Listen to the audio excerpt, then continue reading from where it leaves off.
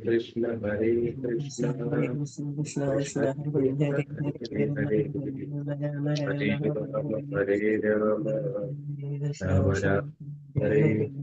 Rama Rama Rama Hare Hare Krishna Hare Krishna Hare Rama Hare Krishna Krishna Krishna Hare Hare Hare Rama Rama Hare Hare Hare Shri Krishna Chaitanya Prabhu Nityananda Shri Advaita Gadadara Shri Radharani Gadadara Hare Krishna.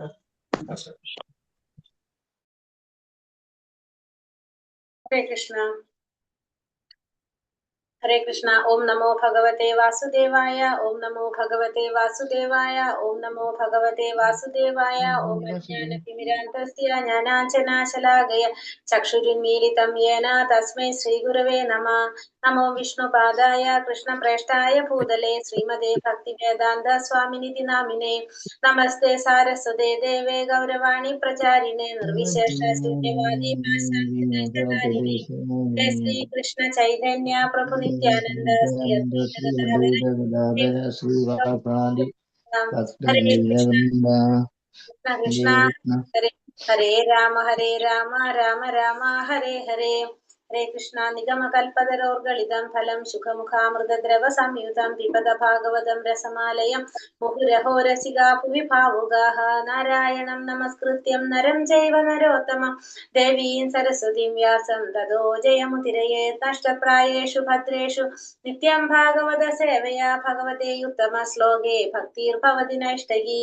कृष्णाय वासुदेवाय देवकी नन्दनाय च नन्दगोपकुमाराय गोविन्दाय नमो नमः. हरे कृष्ण कृष्ण कृष्ण हरे हरे हरे राम राम राम हरे हरे. ഹരേ Krishna. Shri Shri Radha Govind temple ISKCON ബാംഗ്ലൂരിന്റെ Bhagavatam ക്ലാസ്സിലേക്ക് എല്ലാവർക്കും സ്വാഗതം. ഹരേ കൃഷ്ണ. ഹരേ കൃഷ്ണ. പ്രണാമം മാതാജി. ഹരേ കൃഷ്ണ. എല്ലാവർക്കും പ്രണാമം. നമ്മള് ഒന്നാമത്തെ ദ്വാരകയിലേക്ക് ശ്രീകൃഷ്ണ ഭഗവാന്റെ പ്രയാണം. ഹരേ കൃഷ്ണ. എല്ലാവർക്കും പ്രണാമം. അപ്പൊ 10ാമത്തെ അധ്യായമാണ്. അധ്യായത്തില് 5 വരെ ശ്ലോകം നമ്മൾ എടുത്തു അല്ലെ?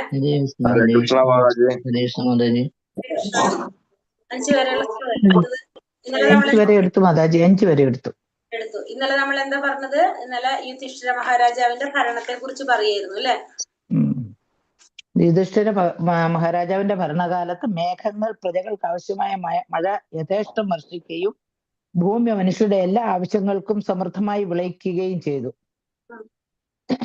പശുവിന്റെ ആമോദപ്രദമായ ചിത്തഗതിയാലും തടിച്ച അകടിനാലും മേച്ചിപ്പുറത്തുങ്ങളൊക്കെ പാലാൽ നനയ്ക്കുന്നത് പതിവായിരുന്നു. അതായത് യുധിഷ്ഠിര മഹാരാജാവിന്റെ ഭരണകാലത്ത് പ്രകൃതി പോലും എങ്ങനെയായിരുന്നു? മഹാരാജാവിന്റെ ഭരണത്തിന് അനുകൂലമായിരുന്നു എന്ന് മനസ്സിലാക്കി. പ്രകൃതി പോലും അഞ്ചാമത്തെ നദികൾ, സമുദ്രങ്ങൾ, കുന്നുകൾ, പർവ്വതങ്ങൾ, വനങ്ങൾ, വള്ളിച്ചെടികൾ, ജീവസ്സുള്ള ഔഷധികൾ മുതലായവയെല്ലാം ഓരോ ഋതുക്കളിലും അവയുടെ നികുതി വീതം രാജാവിന് അതിസമൃദ്ധമായി ഏകീന്ന്. അതെ, അതായത് എല്ലാ പറഞ്ഞത് തന്നെ പ്രകൃതി പോലും അനുകൂലമായിരുന്നു എന്നുള്ളത് നമുക്ക് മനസ്സിലാക്കാൻ സാധിച്ചത്. അത്രയും ശ്രേഷ്ഠമായൊരു ഭരണമായിരുന്നു യുധിഷ്ഠിര മഹാരാജാവിന്റെ സമയത്ത് നടത്തിയിരുന്നത്. പരീക്ഷിത്ത് മഹാരാജാവിന്റെ ഭരണം വരെ അത് നിലനിന്നു പോയെന്നും നമ്മൾ കണ്ടു. ഹരേ കൃഷ്ണ. അപ്പൊ അടുത്ത ശ്ലോകത്തിലേക്ക് പോകാം. ശ്ലോകം 6. ഓം നമോ ഭഗവതേ വാസുദേവായ നാഥയോ വ്യഥയാ ക്ലേശ ദൈവഭൂതാത്മഹേതവഃ അജാതശത്ര ഭവൻ ജന്തൂനാം രാജ്ഞി കർഹിചിത് നാഥയോ വ്യഥയാ ക്ലേശ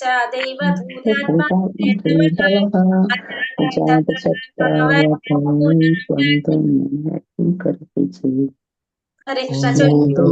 ഓം ഭഗവതേ വാസുദേവായ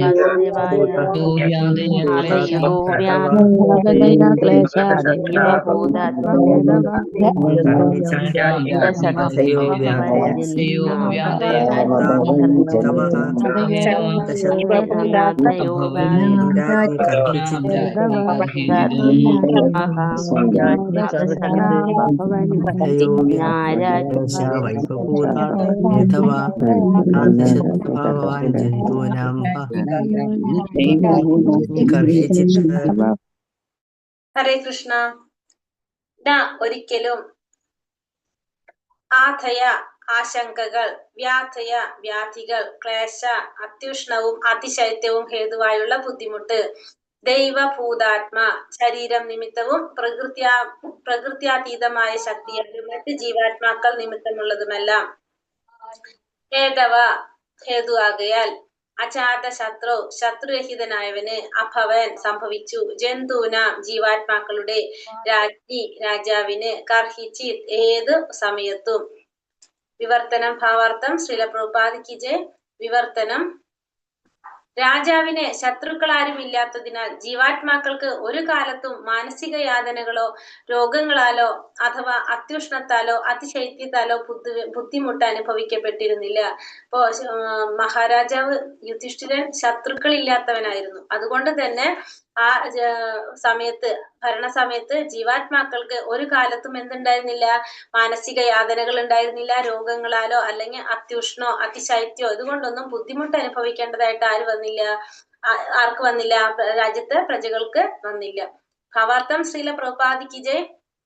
മനുഷ്യർക്ക് അഹിംസാമൂർത്തിയായും പാവപ്പെട്ട മൃഗങ്ങൾക്ക് അഥവാ അന്തകനുമായിരിക്കുക എന്നത് സാത്താന്റെ തത്വശാസ്ത്രമാകുന്നു. ഈ കാലത്തിൽ മനുഷ്യർ മൃഗങ്ങളോട് ശത്രുതാപരമായി പെരുമാറുന്നതിനാൽ ആ സാധുജീവികൾ സദാ ആശങ്കുലരാണ്. മൃഗങ്ങൾ അനുഭവിക്കുന്ന പ്രത്യാഘാതങ്ങൾ മാനവ സമൂഹത്തിനും അടിച്ചേൽപ്പിക്കപ്പെടുന്നു. ആകയാലാണ് മനുഷ്യർ തമ്മിൽ ഒറ്റയ്ക്കും കൂട്ടായും രാഷ്ട്രപരമായും സായുധമോ നിരായുധമോ ആയ യുദ്ധത്തിന്റെ ആകുലത നഷ്ടപ്പെടുന്നത്. മഹാരാജാവ് യുധിഷ്ഠിരന്റെ കാലത്ത് വിവിധ ആശ്രിത ഭരണകൂടങ്ങൾ ഉണ്ടായിരുന്നുവെങ്കിലും വിഭിന്ന രാജ്യങ്ങൾ ഉണ്ടായിരുന്നില്ല. സമ്പൂർണ്ണ ലോകവും സംയുക്തമായിരുന്നു. മാത്രമല്ല യുധിഷ്ഠിര രാജാവിനെ പോലെ ശിക്ഷണം ലഭിച്ച രാജാവായിരുന്നു പരമാധികാരി. അദ്ദേഹം എല്ലാ നിവാസികളെയും ആദിവ്യാധികൾ, അത്യുഷ്ണം, അതിശൈത്യം എന്നിവയിൽ നിന്നും പരിരക്ഷിച്ചിരുന്നു. സാമ്പത്തികമായി ഐശ്വര്യമുള്ളവരായിരുന്നു എന്ന് മാത്രമല്ല, ശാരീരിക സൗഖ്യമുള്ളവരും പ്രകൃതി ദുരന്തങ്ങളാലും മറ്റ് ജീവാത്മാക്കളിൽ നിന്നുള്ള ശത്രുതയാലും ശാരീരികവും മാനസികവുമായ വ്യഥകളാലും ബുദ്ധിമുട്ടിയിരുന്നില്ല. ഇവിടെ എന്താ പറഞ്ഞത്? മനുഷ്യർക്ക് അഹിംസാമൂർത്തിയായിട്ടും പാവപ്പെട്ട മൃഗങ്ങൾക്ക് ശത്രു അല്ലെങ്കിൽ അന്ധകനുമായിരിക്കുക എന്നത് ഒരു സാത്താന്റെ തത്വശാസ്ത്രമാണ്. ഈ കാലത്തില് മനുഷ്യർ മൃഗങ്ങളോട് ശത്രുതാപരമായി പെരുമാറുന്നതിനാൽ, അപ്പൊ അത്തരത്തിലുള്ള സമയം മൃഗങ്ങളോട് ശത്രുതാപരമായി പെരുമാറുമ്പോ ആ സാധുജീവികൾ എങ്ങനെയായിരിക്കും? ആശങ്കാകുലരായിരിക്കും. മൃഗങ്ങൾ അനുഭവിക്കുന്ന പ്രത്യാഘാതങ്ങൾ എവിടെയും അടിച്ചേൽപ്പിക്കപ്പെടും, മാനവ സമൂഹത്തിനും അടിച്ചേൽപ്പിക്കപ്പെടും. അതുകൊണ്ടാണ് മനുഷ്യർ തമ്മിൽ ഒറ്റയ്ക്കും കൂട്ടായും രാഷ്ട്രീയപരമായും സദാ ആയുധമോ നിരായുധമോ ആയ യുദ്ധത്തിന്റെ ആകുലത കാണപ്പെടുന്നത്. മനുഷ്യരിൽ കാണപ്പെടുന്നത് മൃഗങ്ങളില് ഉണ്ടാക്കുന്ന പ്രവർത്തികൾ, മൃഗങ്ങൾ അനുഭവിക്കുന്ന യാതനകൾ, നമ്മൾ മൂലം മൃഗങ്ങൾ അനുഭവിക്കുന്ന യാതനകള്, അതിന്റെ പ്രത്യാഘാതങ്ങൾ എവിടെ ഉണ്ടാകും? മാനവ സമൂഹത്തിലും ഉണ്ടാകാം. മഹാരാജാവ് യുധിഷ്ഠിരന്റെ കാലത്ത് വിവിധ ആശ്രിത ഭരണകൂടങ്ങൾ ഉണ്ടായിരുന്നുവെങ്കിലും വിഭിന്ന രാജ്യങ്ങൾ ഉണ്ടായിരുന്നില്ല. ഏകരാജ്യം അല്ലെ എന്ത് പറഞ്ഞത്? ഏകലോകാധിപതി എന്നല്ല പറഞ്ഞത്. അതുകൊണ്ട് തന്നെ എന്താണ്? വിവിധ രാജ്യങ്ങൾ ഉണ്ടായിരുന്നില്ല. എല്ലാതും ആരുടെ നിയന്ത്രണത്തിൽ തന്നെയായിരുന്നു? ഒരൊറ്റ അതിന്റെ അണ്ടറിൽ തന്നെയായിരുന്നു. അപ്പൊ അത് യുധിഷ്ഠിര മഹാരാജാവിന്റെ അണ്ടറിൽ അധികാരത്തിൽ തന്നെയാണ്. ഏകലോകമായിരുന്നു നടന്നിരുന്നത്. അപ്പൊ ഏകലോക അധികാരിയായിരുന്നു യുധിഷ്ഠിര മഹാരാജാവ്. അദ്ദേഹം ഭരണകൂടങ്ങൾ ഉണ്ടായിരുന്നാലും വിഭിന്ന രാജ്യങ്ങൾ ഉണ്ടായിരുന്നില്ല. സമ്പൂർണ്ണ ലോകവും സംയുക്തമായിരുന്നു. എല്ലാ ലോകവും സംയുക്തമായിരുന്നു. മാത്രമല്ല യുധിഷ്ഠിര രാജാവിനെ പോലെ ശിക്ഷണം ലഭിച്ച രാജാവായിരുന്നു പരമാധികാരി. അപ്പൊ യുധിഷ്ഠിര മഹാരാജാവിനെ പോലുള്ള രാജാക്കന്മാരായിരുന്നത് കൊണ്ട് തന്നെ അവിടെ എല്ലാതും എങ്ങനെയായിരുന്നു പോയിരുന്നത്? തത്വങ്ങൾ അടിസ്ഥാനമാക്കിയിട്ട് ശരിയായ ധർമ്മത്തിനനുസരിച്ചായിരുന്നു രാജ്യഭരണം നടന്നിരുന്നത്. അദ്ദേഹം എല്ലാ നിവാസികളെയും ആദിവ്യാധികൾ, അത്യുഷ്ണം, അതിശൈത്യം എന്നിവയിൽ നിന്നും പരിരക്ഷിച്ചു പോയിരുന്നു. അപ്പൊ ആ രാജാവ് ജനങ്ങളെ അത്യുഷ്ണം, അതിശൈത്യം, ആദിവ്യാധികളിൽ നിന്നൊക്കെ സംരക്ഷിച്ചു പോന്നിരുന്നു. അവർ സാമ്പത്തികപരമായി ഐശ്വര്യമുള്ളവരായിരുന്നു എന്ന് മാത്രമല്ല, ശാരീരികമായിട്ടുള്ള സൗഖ്യവും പ്രകൃതിദത്തങ്ങൾ ഉണ്ടാകുന്ന ദുരന്തങ്ങള്, ജീവാത്മാക്കളിൽ നിന്നുള്ള ശത്രുത, ശാരീരികവും മാനസികമായിട്ടുണ്ടാകുന്ന വ്യഥകള്, ഇത്തരത്തിലുള്ള ബുദ്ധിമുട്ടുകളൊന്നും അന്ന് ഉണ്ടായിരുന്നില്ല, ജനങ്ങൾക്ക് ഉണ്ടായിരുന്നില്ല. അതിൽ നിന്നൊക്കെ അവരെങ്ങനെയായിരുന്നു? സുരക്ഷിതരായിരുന്നു എല്ലാവരും. ഒരു മോശം രാജാവ് രാജ്യത്തെ നശിപ്പിക്കുന്നുവെന്നും മോശമായ ഒരു കുടുംബത്തെ നശിപ്പിക്കുന്നുവെന്നും ഒരു ചൊല്ല് ബംഗാളിയിലുണ്ട്. ഈ സത്യം ഇവിടെയും ബാധകമാണ്. രാജാവ് ധർമ്മിഷ്ഠനും ഭഗവാന്റെയും സാധുക്കളുടെയും ആജ്ഞാനുവർത്തിയും അജാത ശത്രുവും ഭഗവാന്റെ അംഗീകരിക്കപ്പെട്ട പ്രതിനിധി എന്ന നിലയ്ക്ക് ഭഗവാനാൽ പെടുന്നവനും ആയിരുന്നു. ഇക്കാരണത്താൽ രാജാവിന്റെ സംരക്ഷണത്തിലുള്ള പ്രജകളൊക്കെ ഭഗവാന്റെയും ഭഗവാന്റെ ആധികാരിക പ്രതിനിധികളുടെയും നേരിട്ടുള്ള സംരക്ഷണത്തിലായിരുന്നെന്നും പറയാം. ഒരു ധർമ്മിഷ്ഠനും ഭഗവാനാൽ അംഗീകരിക്കപ്പെട്ടവനുമല്ലാത്ത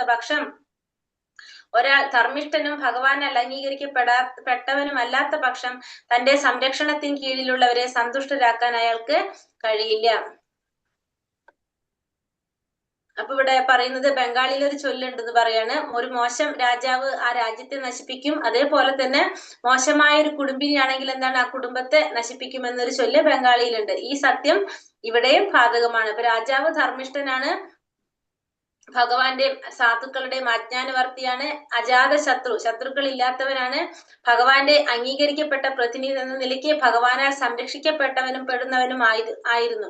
അങ്ങനെയുള്ള ഒരു രാജാവാണെങ്കിൽ സ്വാഭാവികമായിട്ടും ആ രാജ്യത്തും എന്തുണ്ടാവും?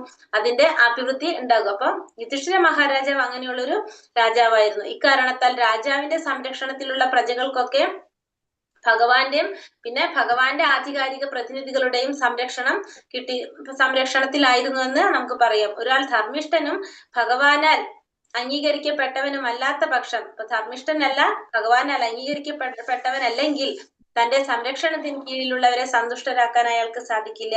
ഇപ്പോ ധർമ്മിഷ്ഠനല്ല, അതേപോലെ തന്നെ ഭഗവാനാൽ അംഗീകരിക്കപ്പെട്ടവനും അല്ലെങ്കിൽ ഒരിക്കലും ആ വ്യക്തിക്ക് എന്ത് സാധിക്കില്ല? തന്റെ സംരക്ഷണത്തിന് കീഴിലുള്ളവരെ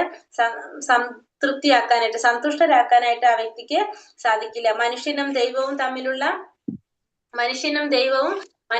പ്രകൃതിയും തമ്മിലുള്ള പൂർണ്ണ സഹകരണം ഉണ്ടാകണം. അപ്പൊ എന്ത് വേണം? മനുഷ്യനും പ്രകൃതിയും തമ്മിൽ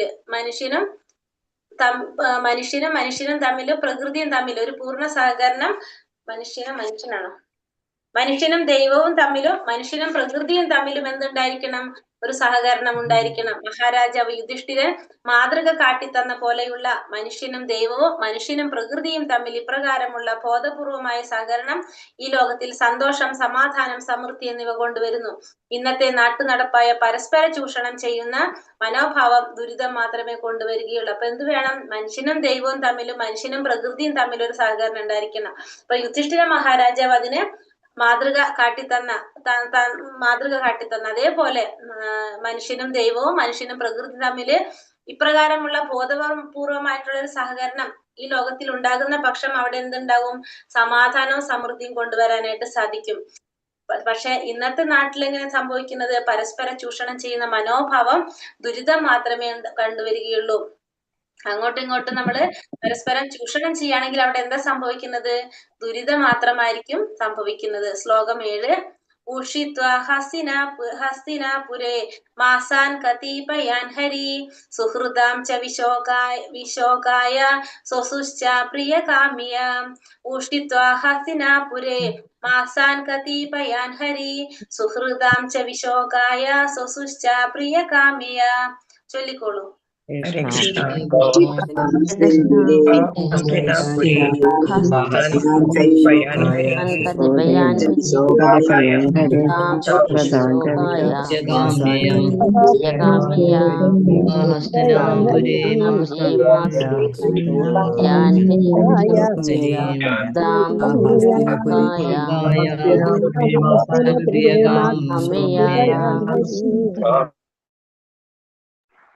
കൃഷ്ണ. ഊഷ്ടിത്വ താമസിക്കുക. ഹസ്തിനപുര നഗരത്തിൽ. മാസാൻ മാസങ്ങൾ. ഞാൻ തന്നെ എന്റെ കോലം കണ്ടില്ലേ. കത്തിപ്പയാൻ അല്പം. ഹരി ശ്രീകൃഷ്ണ ഭഗവാൻ. സുഹൃദ ബന്ധുക്കൾ. വിശോകായ അവരെ സ്വാന്തനപ്പെടുത്താനായി. സോസു സഹോദരി. പ്രിയ കാമിയ പ്രീതിപ്പെടുത്താനായി. വിവർത്തനം ഭാവാർത്ഥം. ശ്രീല പ്രഭുപാദിക്ക് ജയ്. ഇവിടെ എന്താണ് ഇപ്പോഴത്തെ സന്ദർഭം? അതായത് ഭഗവാൻ ശ്രീകൃഷ്ണൻ അദ്ദേഹത്തിന്റെ ബന്ധുക്കളെ സാന്ത്വനിപ്പിക്കാനും സ്വസഹോദരിയെ അതായത് സുഭദ്രയെ സന്തോഷിപ്പിക്കാനുമായി അല്പമാസങ്ങൾ കൂടി ഹസ്തിനപുരിയിൽ താമസിച്ചു. അപ്പൊ ഇവിടെ ഭഗവാൻ പോകാൻ നിൽക്കായിരുന്നു അല്ലെ, തിരിച്ച് ദ്വാരകയിലേക്ക് പോകാനായിട്ട് നിൽക്കായിരുന്നു. അപ്പോഴാണ് യുധിഷ്ഠിര മഹാരാജാവ് കുറച്ചു നാളും കൂടി ഇവിടെ താമസിക്കണം എന്നൊക്കെ പറഞ്ഞത്.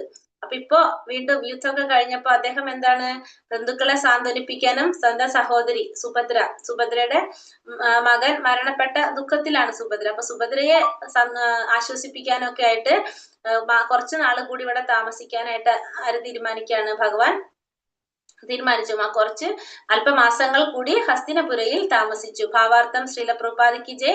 കുരുക്ഷേത്ര യുദ്ധാനന്തരം മഹാരാജാവ് യുധിഷ്ഠിരന്റെ സിംഹാസനാരോഹണം കഴിഞ്ഞ് ശ്രീകൃഷ്ണ ഭഗവാൻ സ്വരാജ്യമായ ദ്വാരകയിലേക്ക് യാത്ര പുറപ്പെടേണ്ടതായിരുന്നു.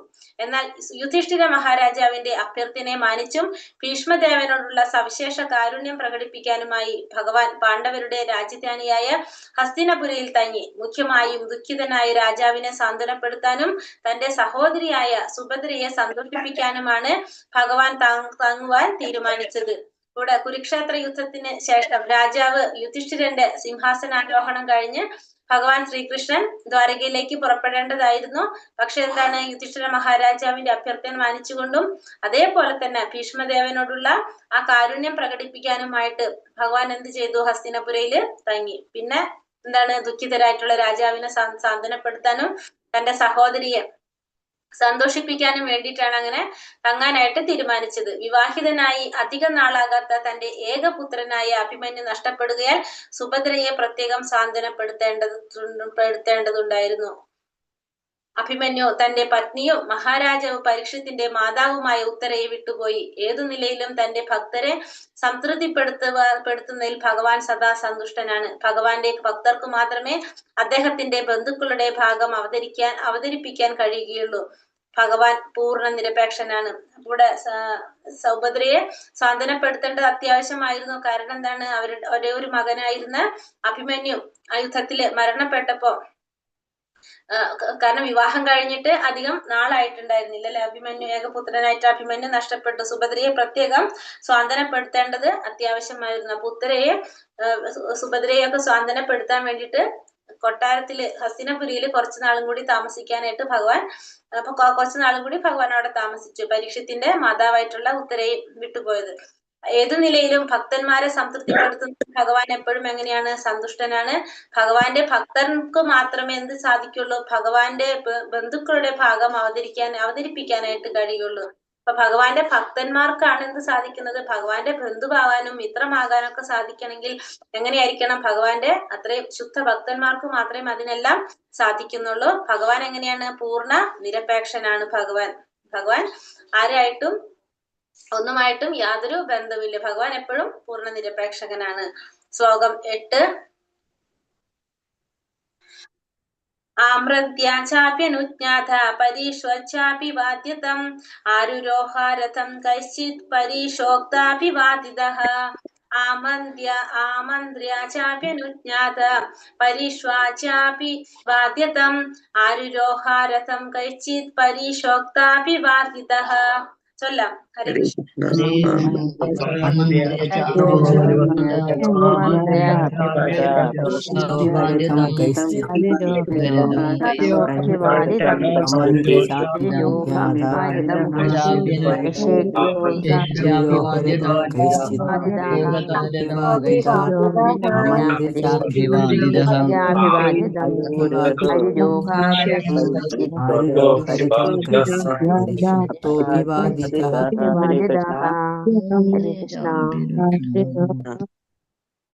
ഹരേ കൃഷ്ണ. ആമന്ത്ര്യ അനുമതി നേടിക്കൊണ്ട് അഭ്യനുജ്ഞാത അനുവദിക്കപ്പെടുകയാൽ പരിഷ്വച്യ ആശ്ലേഷിക്കുന്നു. അഭിവാദ്യ പാദങ്ങളിൽ വണങ്ങി തം മഹാരാജാവ് യുധിഷ്ഠിരൻ ആരുരോഹ ആരോഹണം ചെയ്തു. രഥം തേര് കൈശ്ചിത് ആരോ ഒരാളാൽ പരിഷ്വക്ത ആശ്ലേഷിക്കപ്പെട്ടു. അഭിവാദിത പ്രണാമങ്ങൾ സമർപ്പിക്കപ്പെട്ടു. വിവർത്തനം ഭാവാർത്ഥം. ശ്രീല പ്രഭുപാദിക്ക് ജയ്. അനന്തരം ഭഗവാൻ മഹാരാജാവ് യുധിഷ്ഠിരനോട് പ്രയാണം ആരംഭിക്കാനുള്ള അനുമതി ആവശ്യപ്പെട്ടപ്പോൾ രാജാവ് അനുമതി നൽകുകയും ഭഗവാൻ യുധിഷ്ഠിരന്റെ പാദം തൊട്ട് വണങ്ങി അദ്ദേഹത്തിന്റെ ആദരവ് പ്രകടിപ്പിക്കുകയും രാജാവ് അദ്ദേഹത്തെ ആശ്ലേഷിക്കുകയും ചെയ്തു. ഇതിനുശേഷം ഭഗവാൻ മറ്റുള്ളവരാൽ ആലിംഗനം ചെയ്യപ്പെട്ട് അവരുടെ പ്രണാമങ്ങൾ സ്വീകരിച്ചതിന് ശേഷം രഥത്തിൽ കയറി. അപ്പൊ ഭഗവാൻ പോകാണ്. ഇവിടെ എന്താ പറഞ്ഞത്? അനന്തരം ഭഗവാൻ എന്താണ് മഹാരാജാവ് യുധിഷ്ഠിരനോട് പ്രയാണം ആരംഭിക്കാനുള്ള അനുമതി ആവശ്യപ്പെട്ടു. അപ്പൊ രാജാവ് അതിനുള്ള അനുമതി നൽകി. അതിനുശേഷം ഭഗവാൻ എന്താണ് യുധിഷ്ഠിര മഹാരാജാവിന്റെ പാദം തൊട്ട് വണങ്ങി അദ്ദേഹത്തിന്റെ ആദരവ് പ്രകടിപ്പിച്ചുകൊണ്ട് രാജാവ് അദ്ദേഹത്തെ ആശ്ലേഷിക്കുകയും ചെയ്തു. ഇതിനുശേഷം ഭഗവാൻ മറ്റുള്ളവരൊക്കെ ആലിംഗനം ചെയ്ത് അവരുടെ പ്രണാമങ്ങളെല്ലാം സ്വീകരിച്ചതിന് ശേഷം രഥത്തിൽ കയറി പോകാനായിട്ട് റെഡിയാവാണ്. ഭാവാർത്ഥം. ശ്രീല പ്രഭുപാദിക്ക് ജയ്. ശ്രീകൃഷ്ണ ഭഗവാന്റെ അഗ്രജനായ പിതൃ സഹോദരി പുത്രനായിരുന്നു മഹാരാജാവ് യുധിഷ്ഠിരൻ. ആകയാലാണ് അദ്ദേഹത്തെ വിട്ടുപോരുമ്പോൾ ഭഗവാൻ രാജാവിന്റെ പാദം തൊട്ട് വന്ദിച്ചത്.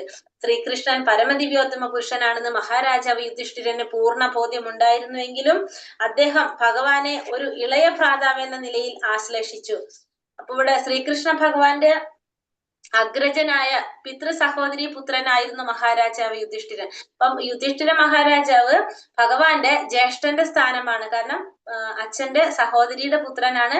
അപ്പൊ ജ്യേഷ്ഠന്റെ സ്ഥാനമാണ് ആർക്ക്? യുധിഷ്ഠിര മഹാരാജാവിന്. അപ്പൊ അതുകൊണ്ട് തന്നെ ആ കൊട്ടാരം ഹസ്തിനപുരം വിട്ടുപോരുന്ന സമയത്ത് അദ്ദേഹം എന്ത് ചെയ്യാണ്? ഭഗവാൻ യുധിഷ്ഠിര മഹാരാജാവിന്റെ പാദം തൊട്ട് വണങ്ങാണ് ചെയ്യുന്നത്. ശ്രീകൃഷ്ണ ഭഗവാൻ പരമദിവ്യോത്തമ പുരുഷനാണെന്ന് മഹാരാജാവ് യുധിഷ്ഠിരന് പൂർണ്ണ ബോധ്യമുണ്ടായിരുന്നു. പക്ഷെ എന്നാലും ഭഗവാനെ ഒരു ഇളയ സഹോദരൻ എന്ന നിലയില് ആശ്ലേഷിക്കുകയാണ് ഇവിടെ ആര് ചെയ്യുന്നത്? യുധിഷ്ഠിര മഹാരാജാവ് ചെയ്യുന്നത്. സ്നേഹം കാരണമായി ചില ഭക്തർ ഭഗവാനെ നിസാരനായി കണക്കാക്കുന്നതിൽ അദ്ദേഹം ആനന്ദിക്കുന്നു. അപ്പൊ ഭഗവാൻ എന്താണ്? ഭഗവാൻ അത് ഇഷ്ടമാണ്. ഭഗവാന്റെ ഭക്തന്മാര് ഭഗവാനോടുള്ള സ്നേഹം കൊണ്ട് ഭഗവാനെ നിസാരനായിട്ട് കണക്കാക്കുമ്പോ ഭഗവാൻ അത് ആനന്ദിക്കുകയാണ് ചെയ്യുന്നത്. ആരും ഭഗവാനേക്കാൾ ഉന്നതരോ ഭഗവാന് സമനരോ അല്ല. എന്നാൽ അദ്ദേഹം തന്റെ ഭക്തരെക്കാൾ ചെറുപ്പമായി ഉപചരിക്കപ്പെടുന്നതിൽ ആനന്ദം കണ്ടെത്തുന്നു. ഇവയൊക്കെ ഭഗവാന്റെ അതീന്ദ്രിയ ലീലയാകുന്നു. അവ്യക്തിഗതവാദികൾക്ക് ഭഗവത് ഭക്തരാൽ നിർവഹിക്കപ്പെടുന്ന ആ ലൗകികമായ ഭൂമികയിൽ പ്രവേശിക്കുവാൻ സാധ്യമല്ല. അനന്തരം സമവയസ്കരാകയാൽ ഭീമനും അർജുനനും ഭഗവാനെ ആശ്ലേഷിച്ചു. അതേസമയം ഭഗവാനേക്കാൾ ഇളയവരാകയാൽ നകുലനും സഹദേവനും ഭഗവാന് മുന്നിൽ കുനിഞ്ഞു വണങ്ങി. ഇവിടെ എന്താണ് പറഞ്ഞത്? ഭഗവാനേക്കാൾ ആരും ഉന്നതരായിട്ട് ആരുമില്ല, ഭഗവാന് സമനായിട്ടും ആരും തന്നെ ഇല്ല. എന്നാൽ അദ്ദേഹം എന്താണ്? എല്ലാ ഭക്തരെക്കാളും ചെറുപ്പമായിട്ട് ഉപചരിക്കപ്പെടുന്നതിൽ ആനന്ദം കണ്ടെത്തുന്നു. അപ്പൊ അദ്ദേഹം അദ്ദേഹത്തിന്റെ ഭക്തരെക്കാൾ ചെറുപ്പമായിട്ട് ഉപചരിക്കപ്പെടുന്നതിൽ അദ്ദേഹം ആനന്ദം കണ്ടെത്താണ്. അപ്പൊ എല്ലാ ഭക്തന്മാരും ഇപ്പൊ യുധിഷ്ഠിര മഹാരാജാവിനെ പോലെ പരമദിവ്യോത്തമ പുരുഷനാണെന്ന് അറിഞ്ഞിട്ടും അദ്ദേഹത്തിന്റെ പാദം തൊട്ട് നമസ്കരിക്കാനായിട്ട് അനുവാദം കൊടുത്തപ്പോ എന്താണ്? അവിടെ ഒരു ജ്യേഷ്ഠന്റെ ആ സ്ഥാനത്ത് നിന്നിട്ടാണ് യുധിഷ്ഠിര മഹാരാജാവ് അത് ചെയ്യുന്നത്. തന്റെ ഇളയൊരു സഹോദരൻ എന്നുള്ള രീതിയിലാണ് ഭഗവാനെ കാണുന്നത്. അപ്പൊ ഭഗവാൻ അതിൽ ആനന്ദം കണ്ടെത്താണ് ചെയ്യുന്നത്. ഭഗവാന്റെ ഒരു ലീലകളാണ് ഇതെല്ലാം. ഇതൊക്കെ ഭഗവാന്റെ അതീന്ദ്രിയ ലീലയാണ്. പക്ഷെ ഭഗവാൻ അതിലെന്താണ്? ആനന്ദം കണ്ടെത്താണ് ചെയ്യുന്നത്. ശരിക്കും ഭഗവാനേക്കാൾ ഉന്നതരായിട്ടോ സമാനരായിട്ടോ ആരും തന്നെ ഇല്ല. പക്ഷെ ഭഗവാൻ എന്താണ്? ഭക്തരെക്കാളും ചെറുപ്പമായിട്ട് ഉപചരിക്കപ്പെടുന്നതില് ഭഗവാൻ ആനന്ദം കണ്ടെത്താണ് ചെയ്യുന്നത്. അവ്യക്തിഗതവാദികൾക്ക് ഭഗവത് ഭക്തരാൽ നിർവഹിക്കപ്പെടുന്ന ആ ലൗകികമായ ഭൂമികയിൽ പ്രവേശിക്കാൻ സാധ്യമല്ല. അവ്യക്തിഗതവാദികൾക്ക് ഇത്തരത്തിലുള്ള അനുഭവങ്ങളൊന്നും ഒരിക്കലും ഉണ്ടാകാൻ പോകുന്നില്ല. അവർക്ക് ആ അലൗകികമായ ഭൂമികയിൽ പ്രവേശിക്കാൻ സാധിക്കില്ല. ഈ ലൗകികമല്ലാത്ത ഭൗതികമല്ലാത്ത ഈ ഭൂമികയിൽ പ്രവേശിക്കാനായിട്ട് ആർക്ക് സാധിക്കില്ല? അവ്യക്തിഗതവാദികൾക്ക് സാധിക്കില്ല. അനന്തരം സമവയസ്കരായതുകൊണ്ട് തന്നെ ഇപ്പൊ ഭീമനും അർജുനനൊക്കെ ഭഗവാന്റെ സെയിം പ്രായത്തിലുള്ളവരാണ്. അപ്പൊ അതുകൊണ്ട് തന്നെ അവരെന്ത് ചെയ്തു? ഭഗവാനെ ആശ്ലേഷിച്ചു. അതേസമയം ഭഗവാനേക്കാൾ ഇളയവരായതുകൊണ്ട് നകുലനും സഹദേവനും ഭഗവാനെ മുന്നില് കുനിഞ്ഞ് വണങ്ങി. അടുത്ത ശ്ലോകം എടുക്കാം. ശ്ലോകം 10. 9-10 ഹരേ കൃഷ്ണ. ഓം നമോ ഭഗവതേ വാസുദേവായ. സുഭദ്ര ദ്രൗപദി കുന്തി വിരാട തനയാ തഥാ കാന്താരി ധൃതരാഷ്ട്രശ്ച യുയുത്സുർഗൗതമോ യമൗ മൃഗോദരശ്ച ധൗമ്യശ്ച സ്ത്രീയോ മത്സ്യാസുതാദയഃ നാസേഹിരേ വിമുഹ്യന്തോ വിരഹം ശാർഗദത്തന്വനാഃ സുഭദ്ര ദ്രൗപദി കുന്തി വിരാട തനയാ തഥാ കാന്താരി ധൃതരാഷ്ട്രശ്ച യുയുത്സുർഗൗതമോ യമൗ മൃഗോദരശ്ച ധൗമ്യശ്ച സ്ത്രീയോ മത്സ്യാസുതാദയഃ നാസേഹിരേ വിമുഹ്യന്തോ വിരഹം ശാർഗദന്വനഃ. ചൊല്ലിക്കോളൂ. ഹരേ കൃഷ്ണ സ്ത്രീയോ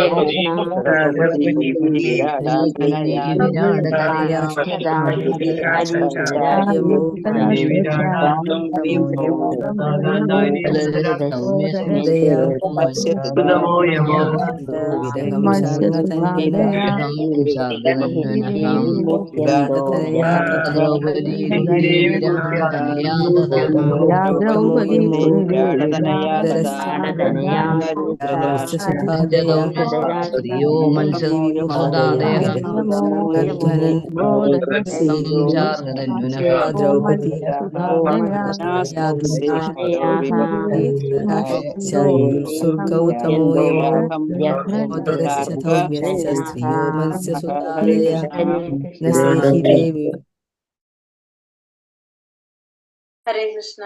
സുഭദ്ര കൃഷ്ണന്റെ സഹോദരി, ദ്രൗപദി പാണ്ഡവരുടെ പത്നി, കുന്തി പാണ്ഡവരുടെ മാതാവ്, വിരാടതനയ വിരാടന്റെ പുത്രി ഉത്തര, തഥാ ഗാന്ധാരി ദുര്യോധനന്റെ മാതാവ്, ധൃതരാഷ്ട്ര ദുര്യോധനന്റെ പിതാവ്, ച യുയുത്സു വൈശ്യപത്നിയിൽ ധൃതരാഷ്ട്രക്ക് ജനിച്ച പുത്രൻ, ഗൗതമ കൃപാചാര്യൻ, യമൗ ഇരട്ട സഹോദരന്മാരായ നകുലനും സഹദേവനും, മൃഗോദര ഭീമൻ, ച ധൗമ്യൻ, ച സ്ത്രീയ കൊട്ടാരത്തിലെ മറ്റു സ്ത്രീജനങ്ങൾ, മത്സ്യസൂതാദയ മുക്കുവ പുത്രി സത്യവതി, അതായത് ഭീഷ്മരുടെ രണ്ടാനമ്മ, കഴിഞ്ഞില്ല, സേഹിരേ സഹിക്കുക, വിമുഹ്യന്ത ഏറെക്കുറെ മോഹാലസ്യപ്പെട്ടു, വിരഹം വേർപാട്, ശാംഖധനുസ് കയ്യിലേന്തിയ ശ്രീകൃഷ്ണൻ. വിവർത്തനം ഭാവാർത്ഥം. ശ്രീല പ്രഭുപാദ് കി ജയ്. വിവർത്തനം. ആ സമയം സുഭദ്ര, ദ്രൗപദി, കുന്തി, ഉത്തര, ഗാന്ധാരി, ധൃതരാഷ്ട്രർ, യുയുത്സു, കൃപാചാര്യർ, നകുലൻ, സഹദേവൻ, ഭീമസേനൻ, ധൗമ്യൻ, സത്യവതി എന്നിവരെല്ലാം ഏറെ കുറെ മോഹാലസ്യപ്പെട്ടു. എന്തെന്നാൽ ശ്രീകൃഷ്ണ ഭഗവാന്റെ വേർപാട് അവർക്ക് സഹിക്കുവാൻ അസാധ്യമായിരുന്നു. ഇവിടെ എന്താ പറഞ്ഞത്? അപ്പൊ ഭഗവാൻ പോകാൻ രഥത്തിൽ കയറി. അപ്പൊ ആ സമയത്ത് സുഭദ്ര, ദ്രൗപദി, കുന്തി, ഉത്തര, ഗാന്ധാരി, ധൃതരാഷ്ട്ര, യുയുത്സു, കൃപാചാര്യര്, നകുല, സഹദേവ, ഭീമസേനൻ, ധൗമ്യൻ, സത്യവതി അവരെല്ലാവരും മോഹാലസ്യപ്പെട്ടു എന്നാ പറഞ്ഞത്. കാരണം അവർക്ക് ഒരിക്കലും സഹിക്കാൻ സാധിക്കുന്നതല്ലായിരുന്നു എന്ത്? ഭഗവാൻ ശ്രീകൃഷ്ണന്റെ ആ വേർപാട്. അവർക്ക് സഹിക്കാൻ അത് അസാധ്യമായിരുന്നു. ഭാവാർത്ഥം. ശ്രീല പ്രഭുപാദ് കി ജയ്. ഭഗവാന്റെ വിരഹം താങ്ങാൻ കഴിയാത്ത വിധം ശ്രീകൃഷ്ണ ഭഗവാൻ ജീവാത്മാക്കൾക്ക്, വിശേഷിച്ചും ഭക്തർക്ക് ആകർഷകനാകുന്നു. ഭക്താത്മാവ് മായാശക്തിയുടെ മയക്കത്തിൻ കീഴിൽ ഭഗവാനെ വിസ്മരിക്കുന്നു. അല്ലാത്ത പക്ഷം ജീവാത്മാവിനെ ഭഗവാനെ വിസ്മരിക്കുവാൻ കഴിയില്ല. അപ്രകാരമുള്ള വിരഹം വിശദീകരിക്കുവാൻ കഴിയില്ലെന്ന് മാത്രമല്ല, അത് ഭക്തർക്ക് മാത്രമേ സങ്കല്പിക്കാൻ കഴിയുള്ളൂ. വൃന്ദാവനത്തിൽ നിന്നും യാത്രയായ വേർപാടിന്റെ പേരിൽ ഭഗവാന്റെ വേർപാടിൽ നിഷ്കളങ്കരായ ഗ്രാമീണ ഇടയ ബാലന്മാരും ഗോപികമാരും സ്ത്രീജനങ്ങളും മറ്റുള്ളവരുമെല്ലാം ജീവിതത്തിലുടനീളം വിരഹത്തിന്റെ ആഘാതം അനുഭവിച്ചു. മാത്രമല്ല, അത്യന്തം പ്രിയപ്പെട്ട ഗോപികയായ രാധാറാണിയുടെ വിരഹ ദുഃഖം പ്രകടനാതീതമായിരുന്നു. ഒരിക്കൽ കുരുക്ഷേത്രത്തിൽ ഒരു സൂര്യഗ്രഹണ വേളയിൽ അവർ കണ്ടുമുട്ടിയപ്പോൾ അവർ പ്രകടിപ്പിച്ച വികാരം ഹൃദയഭേദകമായിരുന്നു. ഭഗവാന്റെ അതീന്ദ്രിയ ഭക്തന്മാരുടെ ഗുണങ്ങളിൽ നിശ്ചയമായും അന്തരമുണ്ട്. എന്നാൽ പ്രത്യക്ഷ സംസർഗത്താലോ അല്ലാതെയോ ഭഗവാനുമായി എപ്പോഴെങ്കിലും സമ്പർക്കത്തിൽ ഏർപ്പെട്ടവർക്കാർക്കും ഒരു നിമിഷത്തേക്ക് പോലും അദ്ദേഹത്തെ പിരിഞ്ഞിരിക്കുവാനാവില്ല. ഒരു ശുദ്ധഭക്തന്റെ മനോഭാവമാണത്. അപ്പൊ ഭഗവാന്റെ വിരഹം താങ്ങാൻ സാധിക്കാതെ ജീവാത്മാക്കള്, അതായത് പ്രത്യേകിച്ചും ഭഗവാന്റെ ഭക്തന്മാര്, ഭഗവാന്റെ വിരഹം എന്താണ്? അവർക്ക് താങ്ങാൻ കഴിയാത്ത വിധം ആണെന്നാ പറയണത്. ജീവാത്മാക്കൾക്ക് അത്രയും ആകർഷകനാകുന്നു, ഭക്തന്മാർക്ക് എത്രയും ആകർഷകനാണ് ഭഗവാൻ. അതുകൊണ്ട് തന്നെ ഭഗവാന്റെ വിരഹം ജീവാത്മാക്കൾക്ക് താങ്ങാൻ സാധിക്കുന്നതല്ല. അപ്പൊ പെത്താത്മാവ് ഈ മായാശക്തിയുടെ മയക്കത്തിന് കീഴില് ഭഗവാനെ വിസ്മരിക്കുന്നത് കൊണ്ട് എന്താണ്, ഭഗവാനെ കുറിച്ച് അറിയുന്നില്ല. അല്ലാത്ത പക്ഷം ജീവാത്മാവിന് ഭഗവാനെ വിസ്മരിക്കാൻ കഴിയില്ല. ഈ ഭൗതിക പ്രപഞ്ചത്തിൽ വരുമ്പോ നമ്മൾ നമ്മുടെ മൂല സ്വരൂപത്തെ കുറിച്ച് നമ്മൾ മറന്നു പോകുന്നത് കൊണ്ടാണ് നമ്മളിപ്പോ ഇവിടെ ഇങ്ങനെ നിൽക്കുന്നത്. അല്ലെങ്കിൽ നമുക്ക് ഒരിക്കലും എന്തില്ല, ഭഗവാനെ വിസ്മരിക്കാനായിട്ട് നമുക്ക് ഒരിക്കലും സാധിക്കില്ല. അല്ലാത്ത പക്ഷം ഭഗവാനെ വിസ്മരിക്കാൻ കഴിയില്ല. അപ്രകാരം വിരഹം വിശദീകരിക്കാൻ കഴിയില്ലെന്ന് മാത്രമല്ല, അത് ഭക്തന്മാർക്ക് മാത്രമേ സങ്കല്പിക്കാൻ കഴിയുള്ളൂ. അപ്പൊ അങ്ങനെ വിശദീകരിക്കാൻ സാധിക്കുന്നതല്ല വിരഹം. അത് ആർക്ക് മാത്രം അനുഭവത്തിൽ കൂടെ മനസ്സിലാക്കാൻ സാധിക്കുന്നത്? ഭക്തന്മാർക്ക് മാത്രം. വൃന്ദാവനത്തിൽ നിന്നും യാത്രയായ ഭഗവാന്റെ വേർപാടിൽ നിഷ്കളങ്കരായിട്ടുള്ള ഗ്രാമീണ ഇടയബാലന്മാരും ഗോപികമാരും മറ്റ് സ്ത്രീജനങ്ങളും മറ്റുള്ളവരെല്ലാം ജീവിതത്തിൽ ഉടനീളം വിരഹത്തിന്റെ ആഘാതം അനുഭവിച്ചു. അപ്പൊ ഭഗവാൻ വൃന്ദാവനത്തിൽ നിന്ന് പോന്നപ്പോ ഭഗവാന്റെ സുഹൃത്തുക്കളും അവിടുത്തെ ബാലന്മാരും ഗോപികമാരും സ്ത്രീജനങ്ങളും എല്ലാവരും എന്താണ്, ആ ജീവിതത്തില് മൊത്തം അവർക്ക് ആ വിരഹത്തിന്റെ വേദന അവർ അനുഭവിച്ചു കൊണ്ടിരുന്നു. മാത്രമല്ല ഗോപികയായിട്ടുള്ള അത്യന്തം ഭഗവാന്റെ പ്രിയപ്പെട്ട രാധാറാണിയുടെ വിരഹമാണെങ്കിൽ അത് പ്രകടനങ്ങൾക്ക് അതീതമായിരുന്നു, പ്രകടനാതീതമായിരുന്നു. അത് കുരുക്ഷേത്ര യുദ്ധത്തിൽ ഒരു സൂര്യഗ്രഹണ വേളയിൽ അവർ കണ്ടുമുട്ടിയപ്പോ അവര് പ്രകടിപ്പിച്ച ആ വികാരം ഹൃദയഭേദകമായിരുന്നു.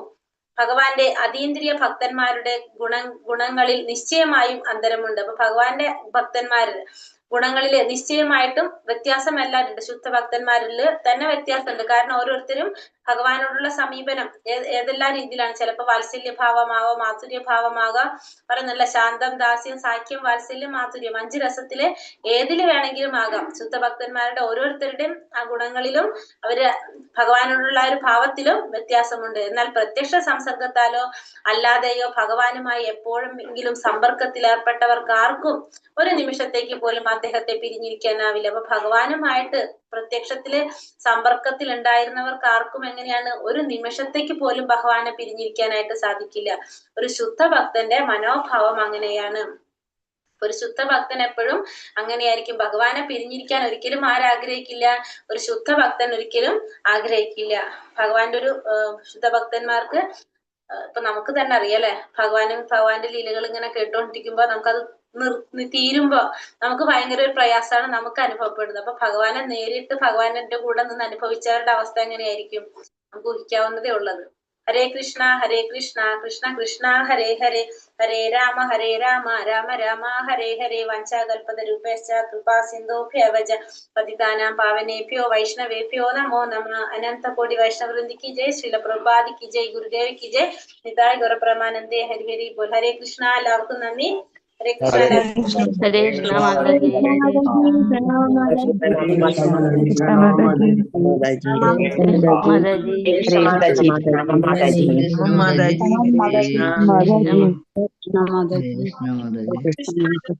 എല്ലാവർക്കും